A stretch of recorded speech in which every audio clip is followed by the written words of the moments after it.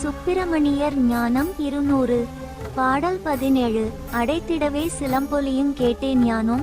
ஐயையா காதிரண்டு மடைத்து போச்சு படைத்திடவே ரோசமென்ற வெட்கம் போச்சு. பரிவான மயில் மீதி பாய்ந்து சென்றேன்.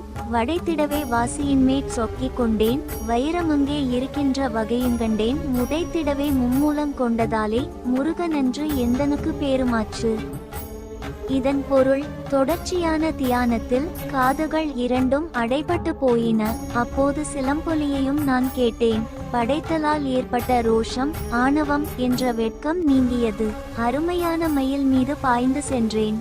வாசியின் பிராணனின் மேல் மனம் ஈடுபட்டு அங்கே இருக்கும் வைரத்தின் சக்தி உறுதியின் தன்மையை கண்டேன். முடக்கி வசப்படுத்தி மும்மூலங்களையும் மூலாதாரம் சுவாதிஷ்டானம் மணிபூரகம் கொண்டதால் எனக்கு முருகன் என்று பெயருண்டானது. பாடல் 18.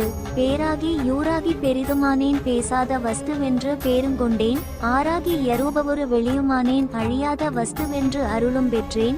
நேராகி நிர்மலனாய் நிர்மதியுமாகி நீங்காத பொருளாகி நிறைந்தேன் நின்றேன். பாராகி பருமலையாய் படர்ந்தேயானும் பச்சைமால் மருகனென்று பகர். இதன் பொருள், பெயராகவும் ஊராகவும் பெரிதாகவும் நான் ஆகிவிட்டேன். பேச்ச முடியாத சொல்லுக்கு அடங்காத வஸ்து என்ற பெயரையும் பெற்றேன். 6 ஆதாரங்களை கடந்து உருவமற்ற வெளியாகவும் நான் ஆனேன். அழியாத வஸ்து என்ற அருளையும் பெற்றேன்.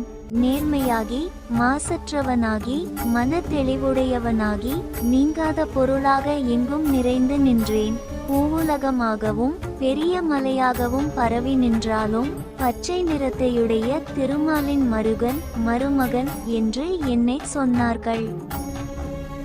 அடுத்த பதிவில் சந்திக்கலாம். நன்றி.